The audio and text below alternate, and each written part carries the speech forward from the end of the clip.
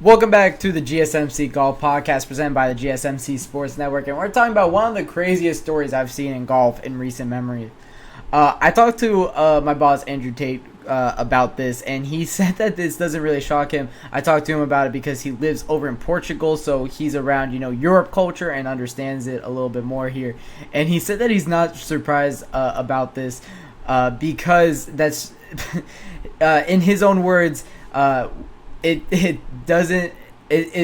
kind of wasting the Netherlands time. They're not going to be able to compete in this one, so why put them there? But I still think that this is one of the crazier stories. It doesn't make sense kind of knowing the people of the Netherlands, knowing the Dutch Federation, that this isn't as right. If this happened in America, we would be I think all of America would be completely outraged about this. Like, even if we don't have if we told our cricket team, hey, you can't compete in the Cricket World Cup because, well, we suck at cricket, and, I'll be the first one to admit that this country is awful at a sport like that, like cricket. No, I'll stick with cricket because this is probably more of a comparable example. I was going to take it to soccer, but I think our soccer team is a lot better than what these Netherlands golfers are to golf. But for America, if our cricket team was like, if the United States Olympic or whatever federation says, no, you can't compete in this competition in cricket because you guys will get smoked and it won't be worth our time, I think there will be a lot of rage, and I think that would not go over well. So to see it, like, I think that America is more mad about this than the people of the Netherlands are mad about it. But honestly, I would be really mad if I was one of these golfers and I did enough to qualify for the Olympics. I mean, you kidding me? I did enough to qualify for the Olympics. Like, I've been invited to the Olympics and my country just says, you don't have a chance. Them American boys, that Scotty Scheffler kid, that guy's way too good. You're not going to be able to compete with him. You also have Rory McIlroy. If you're just trying to be the best European, if you're trying to get silver, well, Rory's going to probably get that himself. Yeah, I think I would be really, really annoyed if I was, I'm going to butcher this name, Joost Luiten, I believe that's how you pronounce it. Hey, I'm not, this is one of the most common themes here on my podcast. I'm horrible with name pronunciations. I'll be the first one to admit it. So if you guys want to toss a comment, if you do know the correct pronunciation, I would love to hear it. I do love being corrected on stuff like that. If it's educating everybody, it helps everybody out. I don't mind it. So if you do know the correct pronunciation, I wouldn't mind it. But I'm going to go with Joost Luiten for the rest of this segment here. Joost Luiten, he ended up suing the Netherlands Federation. The official federation that he sued was the Netherlands Olympic Committee and Netherlands Sport Federation. So I'm reading an article by Reuters here. This is where I'm getting my source of information from. Luiten said on Tuesday he won a court case that will get him into the Paris Olympics after the Netherlands Olympic Committee and Netherlands Sports Federation opted not to send him despite being eligible. Luiten, who did not say where the court case took place, had qualified for Paris, but his national committee decided not to enter him into the golf competition, believing his world ranking, which was 147th at the time, was too low to give him a realistic chance in a 60-player field. The Olympic rings are colored again, Luiten wrote in an Instagram post announcing that the court's decision, while adding that the Netherlands Federation had to enter him into the men's golf competition. Darius van Driel and Dewey Weber of the Netherlands had also qualified for the Olympics men's and women's golf competitions respectively, but were denied a chance to play. It was not clear if the court ruling shared by Luiten also impacted van Driel and Weber. So, 3 people got denied here. Here's the thing, is if this was a different event, I would understand it. If this was track and field and we're talking about the 150th best time in the world, and a federation looks at one of your runners that technically qualified, but they have the 150th ranking in the world in running, you're on an outside chance looking in and you don't think it's worth it. But here's the thing. We're talking about golf here. I just went over an entire segment talking about Cam Davis winning on the tour with the second win in a field that consists of Ricky Fowler, in a field that consists of Other guys that are very decorative, Matt Kuchar was in that field. Like other names that do really well in golf, and are definitely bigger names than Cam Davis, like Bobby McIntyre, who won earlier this year.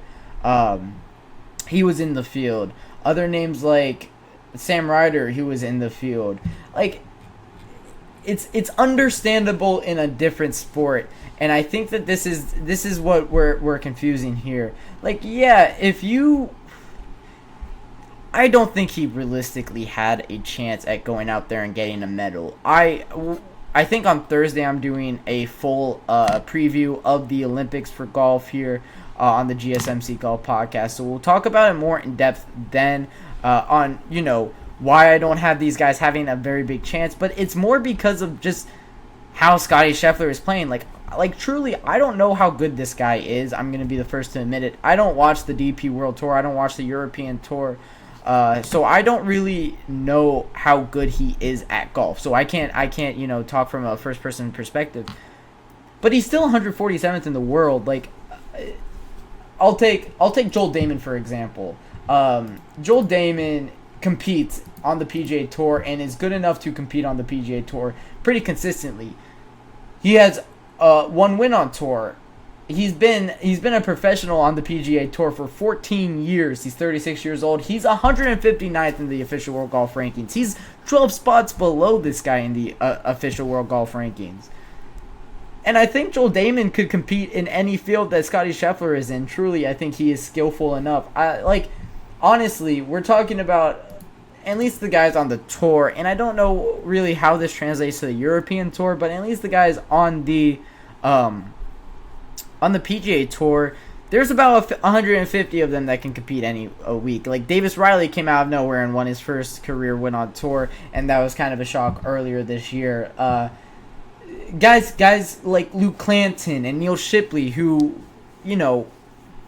don't have official World Golf Rankings, are pretty, and if they did, they would be pretty low, are getting T10 and T20 in a PGA Tour event respectively. A guy like Rico Hoey, who is just completely came out of nowhere, got a T6 this weekend.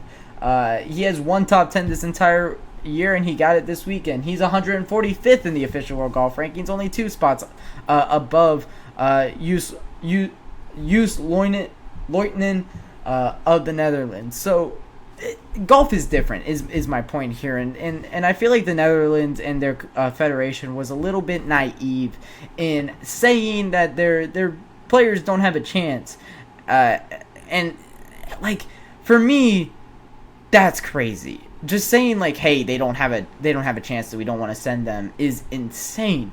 And it's not just that, it's if like this was like a money thing and they just use an excuse like that, that's fine.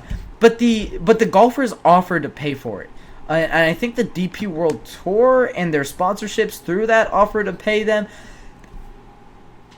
We're talking about one country apart is France and the Netherlands. Like, Paris is not far from Netherlands at all. I think there's a train that goes into Paris from the Netherlands, and the Olympic Committee will get them their hotel.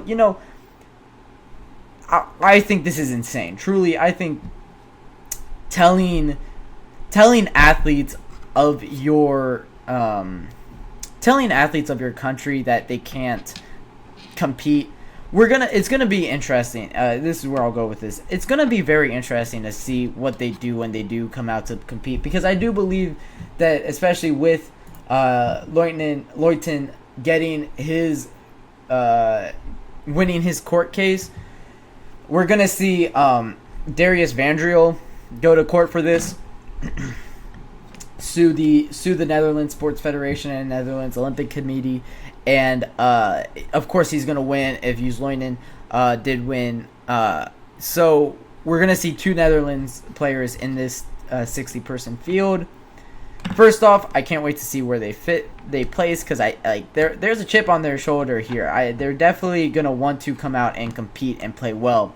But it's not just that. It's also that I'm very interested to see how they react to wearing the Dutch colors and wearing Netherlands across their hat or whatever across their polo, whatever they decide to do to support their country. I could imagine that they don't.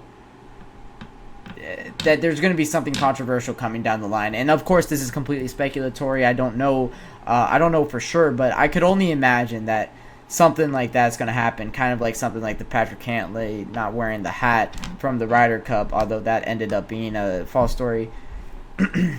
But of course, we'll see the fallout from this. I'm very intrigued on this story, and I'll keep you guys updated the more and more we do find out on it.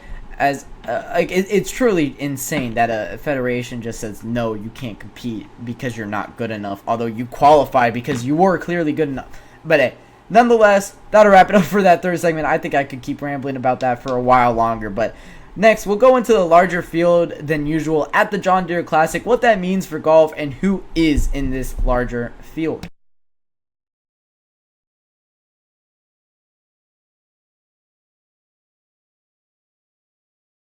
For the best and latest podcasts available anywhere,